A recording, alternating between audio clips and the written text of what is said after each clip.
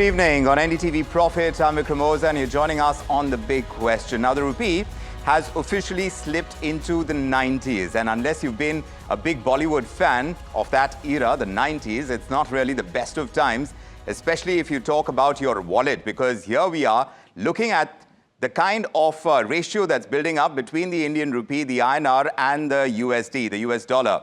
90 rupees and 19 paise to the dollar at close, and lower at 90 rupees and 29 paise if you consider intraday. So we're staring at a 5% slide this year itself when you talk about the equation that the Indian rupee has with the US dollar, which makes the Indian rupee the worst performer among Asian peers. It also keeps the rupee on track for its biggest annual fall since the year 2022. So even as the chief economic advisor says that the government is not losing sleep on this matter, there are plenty of Indians who certainly are. From students abroad, there are families who are wiring money to their students, their wards who are studying there, vacationers and travelers, investors as well. You know, anyone eyeing that imported gadget or even that handbag, those kind of purchases, or very importantly, that life-saving medication, we seem to be at a point where the fall in the rupee could actually pinch the wallet hard. And we're not coming at this cold. Just a few days ago, right here on The Big Question, we looked at this same slump through a macro lens when we asked if the falling rupee could slow down the pace of India's growth engine. But tonight we are flipping that lens. This evening is not about the growth story, it is your story. Your bills, your holidays, your EMIs, your equity portfolio, your wallet as a whole. So because the rupee at 90 hits everyone differently, there are some who win. Sure enough, there are exporters, tourists who are coming into India, NRIs who are sending money back home. Those remittances could convert to more rupees, that's for sure. But for many others, the math is turning meaner. Flights are going to cost more, degrees abroad will get pricier, medical bills are likely to swell, and imported essentials could really pinch, and returns on any of your fresh foreign investments, the ones that you would make from now on, they could get more expensive, like your American stocks, your global ETFs, your foreign bonds, or even your property investments abroad. Which is why the big question tonight. As the rupee tests these fresh lows, and the RBI seems more and more tolerant of letting the market forces do their bit, now that the rupee has hit 90 to the US dollar, how big a worry is it going to be for you, your wallet? How hard is it going to pinch? Let's take this to our panel of experts. And joining us tonight is Kanika Pasricha. She is Chief Economic Advisor at the Union Bank of India. Along with her, we have Pankaj, Mathpal, the founder and CEO of Optima Money Managers. Navneet Damani is also with us, Group Senior Vice President and Head of Commodities Research at MOFSL. Naveen Chopra, Education Specialist, founder and Chairman of the Chopra Group, and Subhash Goyal, the chairman of the STIC Travel Group. But let me begin by asking the lady first. Kanika, from your sense, where we are, not looking at the macro lens, but looking at household budgets and how a falling rupee, now that we are at 90 to the dollar, if we continue to stay at this level or fall even further, how much could it pinch the household budget and our wallets, according to you? First of all, thanks a lot for having me on the show. I would say 3 points. First is, it all depends upon how much our economy on the whole is dependent on forex transactions, is dependent upon the dollar in its day-to-day purchases. See, from that context, it becomes very important to understand which are the imported items in our food basket and in general, the commodities that we consume. So within our food basket, the two commodities that we consume, which are very important, is edible oils and pulses. There, of course, a falling rupee can have an impact. Some imported inflation can come through, curb some purchasing power. But the bigger hole that usually used to come in the past, but complements to the government that we don't have a similar impact today, is via oil, specifically petrol and retail fuel prices, petrol and diesel specifically, because we've seen that part of the price basket staying unchanged over the last 3 to 4 years. There was just minor tinkering done last year in March, April.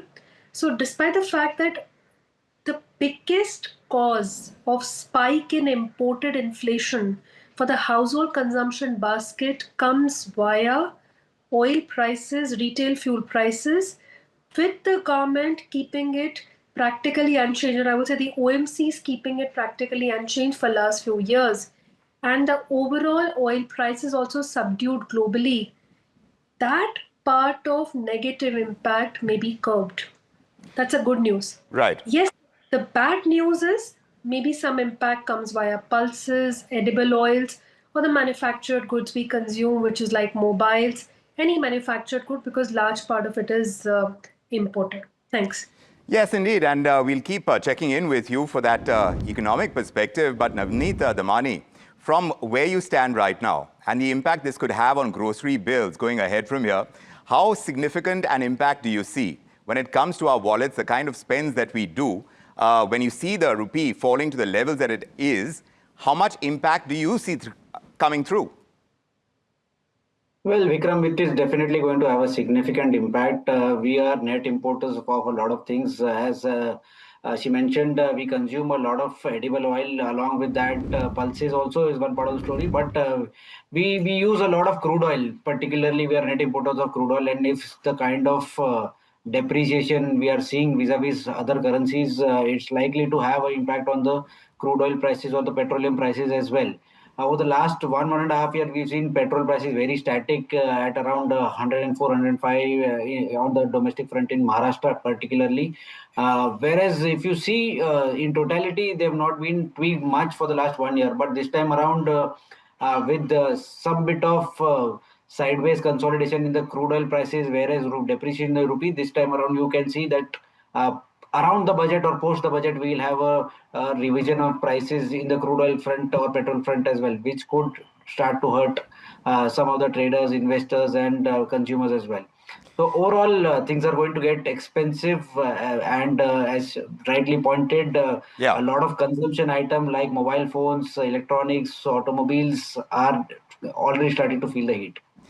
And where else are we feeling the heat, Mr. Mathpal? As a financial planner, how difficult is it going to be to balance it out for expenses and savings right now, especially for someone who's looking at an education abroad? The costs seem to be going up around 5 to 7% right now. With that kind of hike, do you think we need to recalibrate whether or not we should take up that education right now abroad or perhaps delay it? What is the advice you're giving?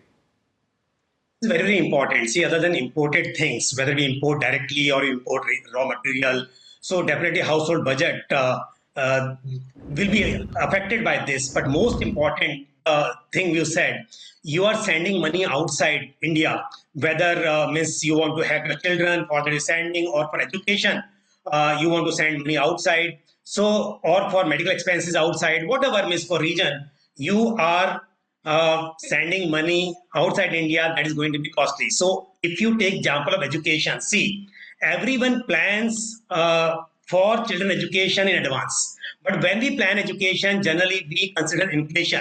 So keeping in mind that what is the cost today and what will be the cost in future, we plan. But when this INR dollar, this affects your planning, it may affect a big way. So whether you have planned in advance or now suppose you are planning to send your children and you had some budget in mind, so definitely things are going to be difficult.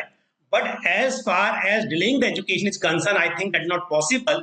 You can delay your foreign vacation, that may be possible, but education is something which means I don't think anybody would like to delay just because dollar has become expensive.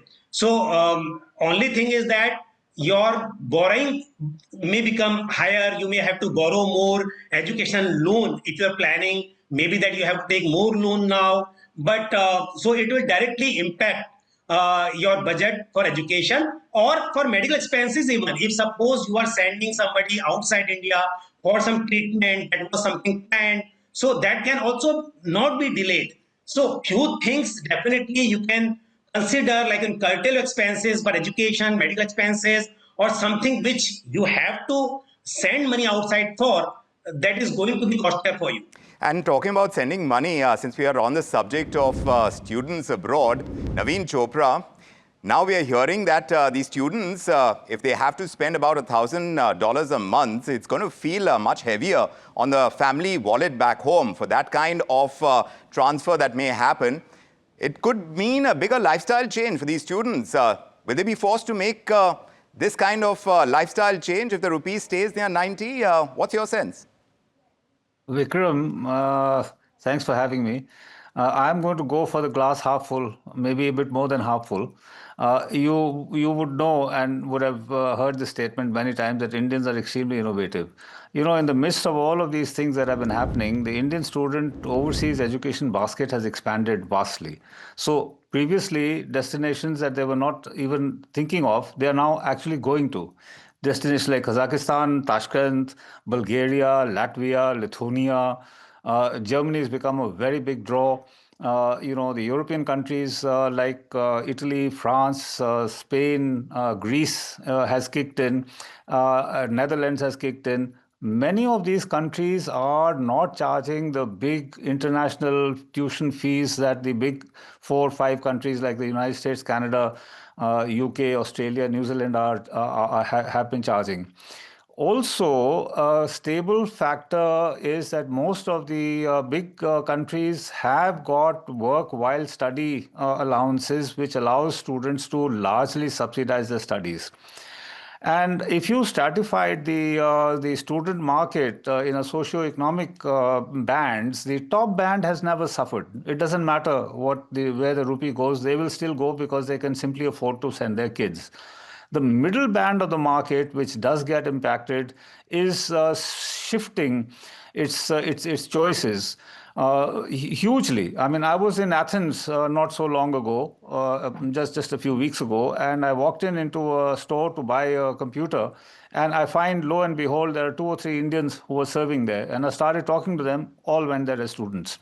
So, look, if you ask me from a national interest perspective, shifting slightly, moving out of the student conversation, I think that this thing could kick in the midterm to the benefit of the country, because all of these things that we're importing, for example, first, do we really need to import shoes or from Italy or apples from the US? I'm not sure. In terms of the oil story, it's creditable that the government has held it with its policies. The Russian oil has played a big part in this. But also, we are moving actively into the plant-based, fuel technologies, which are going to only increase with this kind of a pressure. And it would also increase the incentive for Indian companies to go hunt for oil. We are not doing quite enough hunting or exploration within our own country. So, and then the balance of payments. I mean, our exports become much cheaper and therefore more attractive. Our imports become more expensive, therefore less attractive. And I think that overall, if this thing plays out over the next 12, 18, 24 months, I think the country will benefit. So you're saying that there are opportunities over there, even as we see the depreciation in the Indian currency, there are several opportunities. But what about the global traveler, the globe trotter right now is seeing those kind of expenses go up at least 20 to 40,000 rupees. Subhash, Goyal, perhaps you can tell us how much more expensive foreign travel is getting and how much that is going to lead to change of plans, as it were, or maybe change of destinations. What's really happening there? No, I don't think there are going to be any change of plans because, as mentioned by the previous speaker, the top people who have to travel, it doesn't make a difference to them. It's definitely going to affect the middle class. But the middle class, instead of a 10-day holiday, they'll cut down to a 7-day holiday or a 8 or 9-day holiday. Similarly, as was also being mentioned, that there are a lot of other destinations like in Central Asia, which are coming up, like Georgia, Armenia, like Kazakhstan. So these, the outbound travel today is around 30 million from India, and this is growing. But inbound travel will become cheaper. So because people will get more value for their money, so I think it will definitely increase inbound tourism. And also, as mentioned, our exports are going to become more competitive. So every dark cloud has a silver lining, and Indians are very tough people. When the going gets tough, the tough get going. Yes. People were thinking that when America imposed the tariff, yes, that has had effect on our dollar, on the rupee depreciating. But we were thinking that economy will go down. Yes. But the GDP rates have gone 8.2%. So Indians are very resilient. They are very, Yes. innovative, and they will do some jugaad and they will manage other destinations, and we shall overcome. Right. It's not such a big thing that we need to. Yes, the imposition of tariffs was something very big. Yes. We were all worried about it. Yes. But the result, the taste of the pudding is in the eating. Correct. And the result of 8.2% has not only pleasantly surprised us, but it has shocked the whole world That's true. that we are not bothered. So this little bit of, and it was predicted. Yes. You see, with a lot of investments going back to the United States or going Yes. to The safer outflows, places the FII outflows. with Yes. the outflow of FDI, Yes. was bound to take place. That is why I have always advocated that tourism is the most stable way to earn foreign exchange, Right. because this outflow never goes out. It Right. only keeps coming in and in. So I think we have to focus more.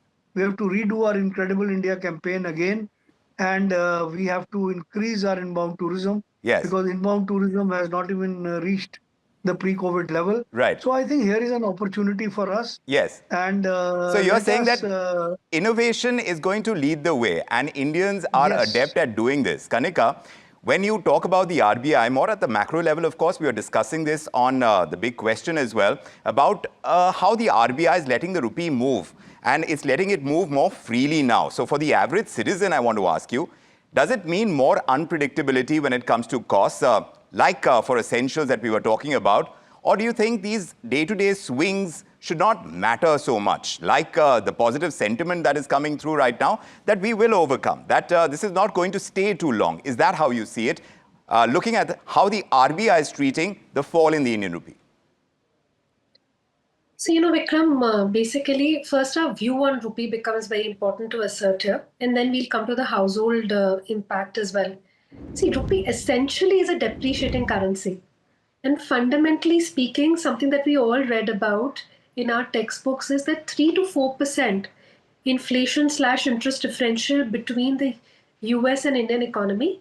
On a long-term basis, our estimate shows that at least on a 3-year basis, the currency respects fundamentals. That is, every 3 years, the currency needs to move lower by 9 to 10%, average annual 3 to 4%. Now, last 2 years, rupee moved only by 4%. This year, we were already predicting rupee to move back to 89, at least around 89 levels. Now, levels around above 90 for USD INR, in our view, is overshooting the fundamental levels. But why has it happened?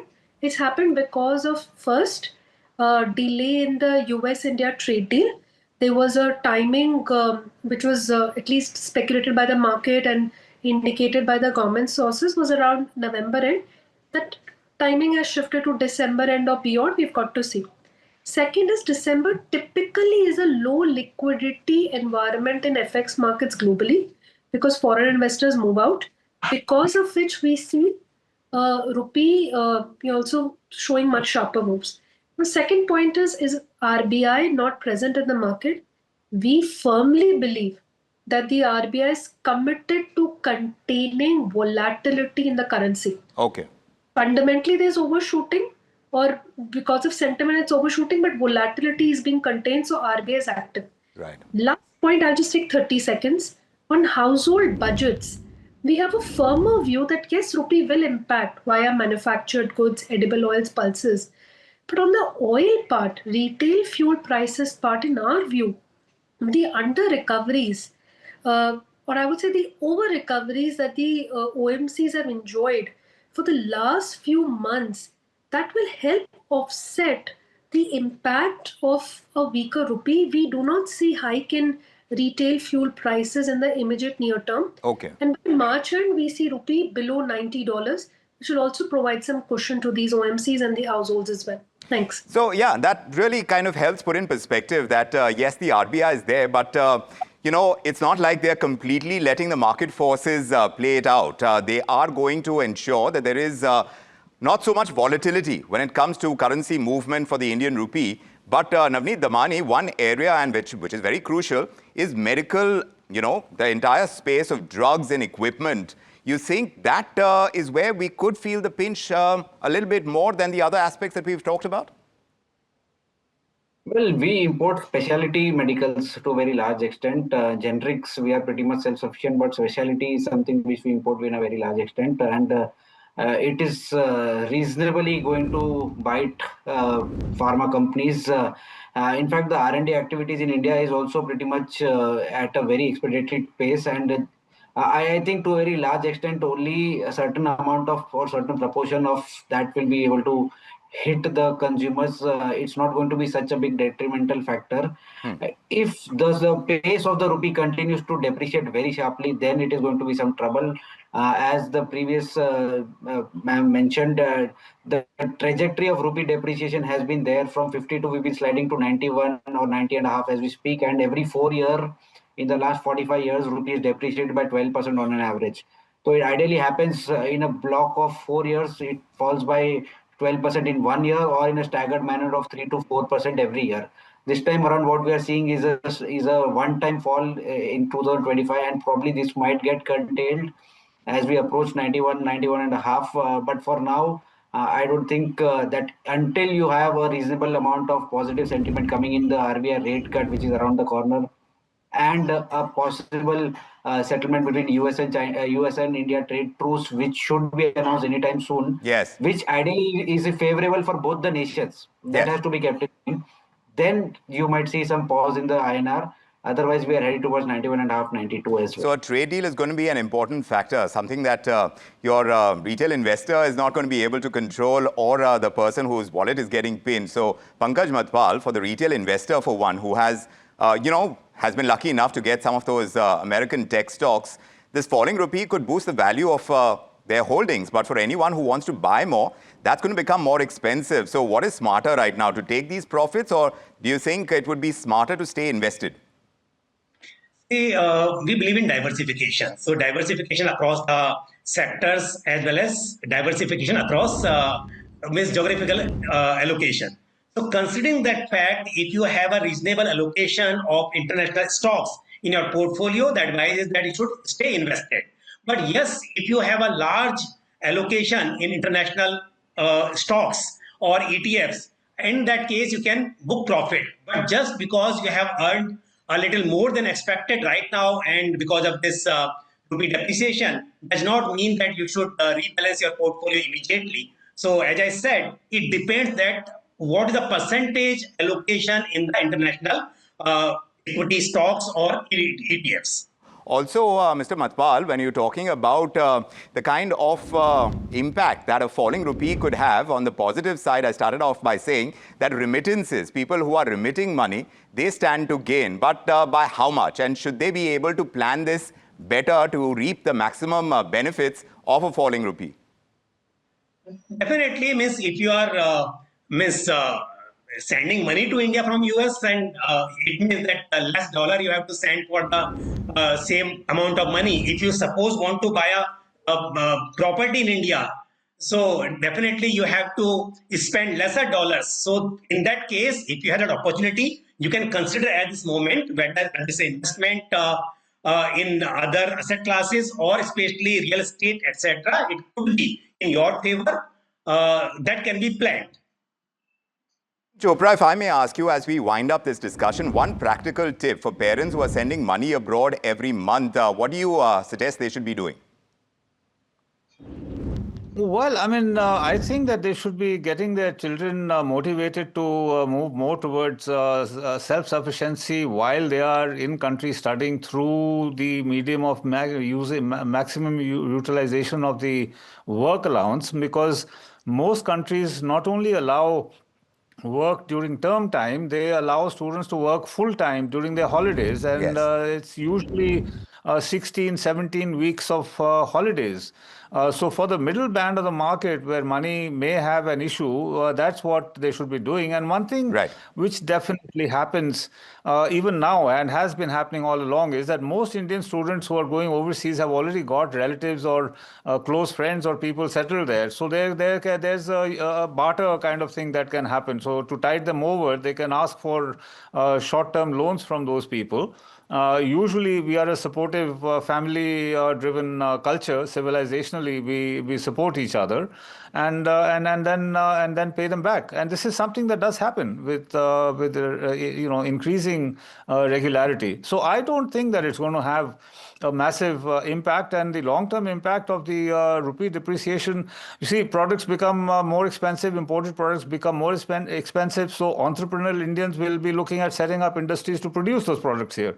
So all kinds of beneficial stuff can happen, and as the government moves to remove constraints which have been there since independence on Indian businesses, progressively, as they remove constraints, Indian businesses become more competitive, and they become more competitive not just within the country, they become more competitive globally, and they are able to go out there and win markets and have an impact, which they are quietly doing. A lot of Indian firms are doing that, Right. in many sectors. Including in the medical sector. So generics, yes, we are self-sufficient and we export. But as imported drugs become more expensive, it becomes an impetus for Indian companies to invest in research. Perhaps if individually or jointly, or the government can come in and incentivize them. So I think that the beneficial impact of all of this is going to be much more. Yes, yes, we'll see exactly how this pans out. But indeed, a depreciating rupee, uncertain global cues, the real consequences for our wallet. There is costlier fuel, there are gadgets which become pricier, overseas travel, higher cost for education abroad, and that's if the dollar stays near 90 or slips further. We'll have to consider all of this. But my thanks to all our panelists for breaking it down for us. Thanks indeed for joining us, all of you. It's a pleasure getting perspective from Kanika and Pankaj, Mathpal and Navneet and Mr. Chopra and Mr. Goyal as well. Thank you very much for joining us with your insights on the big question. And of course, we'll keep asking these questions even as we watch how the Indian currency pans out. Sure enough, there are going to be implications and we'll keep addressing them. But for the moment, from me, Vikram Oza, and the entire team on The Big Question, thank you for joining us. Good evening.